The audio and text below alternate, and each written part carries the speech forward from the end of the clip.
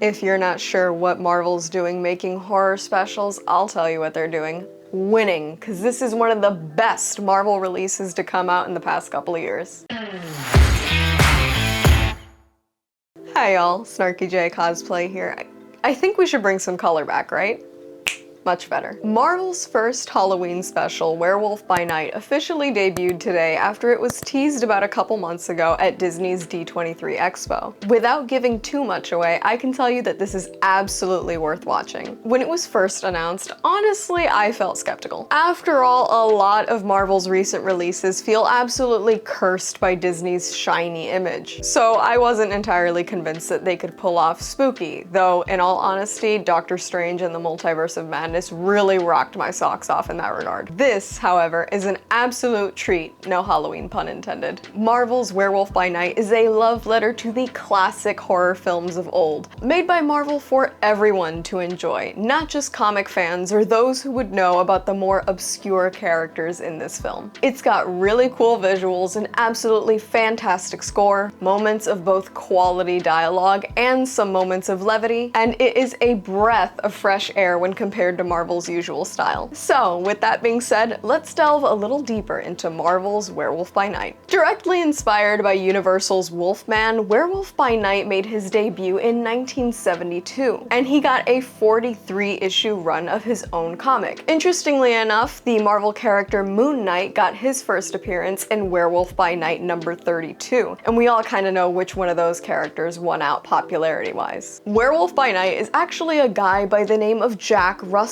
who inherited his lycanthropic curse from his father. This is the film's titular character, portrayed by Gael Garcia Bernal, who is absolutely brilliant in this role, by the way. He's quiet in a way that makes you want to delve even deeper into his story. He's sympathetic when he needs to be, and a lot of his dialogue actually drops little pearls of wisdom that are relevant in a world where monsters aren't exactly what you think they are. Other notable characters in the film include Elsa Bloodstone, portrayed by Laura Donnelly. In the comics, Elsa is a famed monster hunter and the daughter of Ulysses Bloodstone. Donnelly does an absolutely fantastic job with this role. There's a depth to her portrayal that I'm not even sure was really in the script. She's just that good. The character I was super stoked to see, and actually got a pretty cool revamp in this film, is Man-Thing. In the comics, Dr. Ted Sallis became Man-Thing after injecting himself with a failed attempt at a super soldier serum and crashing his car into a swamp that was imbued with some form of magical powers. He's a hulking humanoid with links to everyone from Howard the Duck to Iron Man and teams like the Thunderbolts and the Midnight Suns, which is a group Elsa Bloodstone is also part of in the comics. Now, one of the main things about Man-Thing in the comics is that he sort of lacks intellect, but Werewolf by Night takes a refreshing spin on him and makes him a lot more sentient in a way that we really haven't seen before. He's really animated, actually communicates in grunts way better than some people communicate with words, and if you squint, he's kind of adorable. Or maybe that's just me. On that note, the visuals in this film are absolutely fantastic. For one, the classic Marvel opening is actually given a really creepy retouch, with the visuals interrupted by claw marks and the sounds of screams, and there's also a new take on the fanfare, but I'll get into that later. It might be grating to some viewers that most of this film is in black and white, but I actually didn't find this to be annoying at all, and I definitely didn't miss the color. The lack of color plays really well into the theme of the horror films that this movie is trying to emulate. The costume and set design are also absolutely incredible. Both feature elements from different time periods and different cultures, which kind of leaves you guessing as to where exactly this is taking place and when. Now, because it's Marvel, obviously there is a bit of CGI in this film. However, I definitely praise Marvel for not being super heavy-handed with the special effects. A lot of the effects in the film, including the awesome makeup on the titular character, are pretty much done practically. And again, I can't praise Marvel enough for that. It's that practicality that plays really into the vintage horror theme that this whole movie is supposed to have. I will say, because it's definitely gonna annoy some people, it's got a certain level of old-time horror campiness, with blood spattering on the screen, drawn-out transformation sequences, borderline silly shots like a weapon being used while it's still attached to a severed hand, bland. But this kind of stuff was intrinsic to the horror movies that inspired Werewolf by Night, so I honestly think that Marvel did a fantastic job, and without stuff like this, the film definitely wouldn't feel as vintage and fun as it does. I also have to say that they kept the whole horror vibe going by making what you don't see just as important as what you do see. It keeps you on the edge of your seat, sort of looking into corners and trying to peek around stuff to see what exactly is coming next. And it absolutely plays into some edge of your seat suspense that is so exciting to watch. It wouldn't be a Michael Giacchino project without mentioning how fantastic the score is. Michael Giacchino is one of the most iconic composers of our time. If you're not a music buff like me, which sue me, I played tenor sax in a wind ensemble for 7 years, I can be allowed this. Giacchino was the composer for this year's The Batman, Pixar movies like The Incredibles and Up, big box office blockbusters like Jurassic World, and so many more. The guy's got an extremely long IMDb sheet I definitely recommend you look into. Giacchino's considerable talent means that it's only fitting that this directorial project for him has equally amazing music. The score for this film is absolutely fantastic, and it features a new take on the Marvel fanfare that definitely gets you more than set for what the film has in store. The score is ominous and is almost more in charge of moving the film along than the camera is. It's gothic and definitely creepy. Seriously, there's musical stings in this film that actually sound like they were ripped right out of Psycho.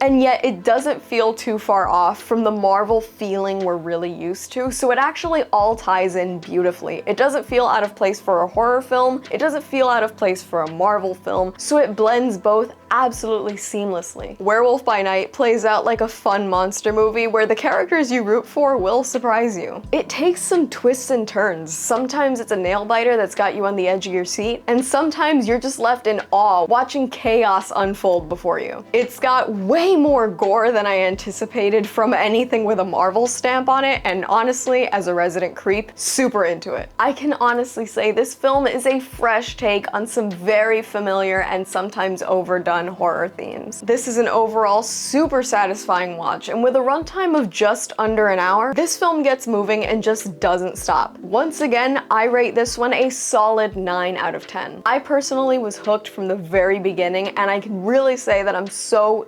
happy I gave this one a chance. If you're looking for something to watch to get you into the Halloween spirit, here's my recommendation. Wait until sundown, turn off all the lights, pop some popcorn, and maybe turn on a couple of candles, and settle in to watch Marvel's Werewolf by Night. That's all from me. I've been Snarky J. Thank you so much for watching. Please don't forget to like and subscribe, and let me know your thoughts on Werewolf by Night in the comments below.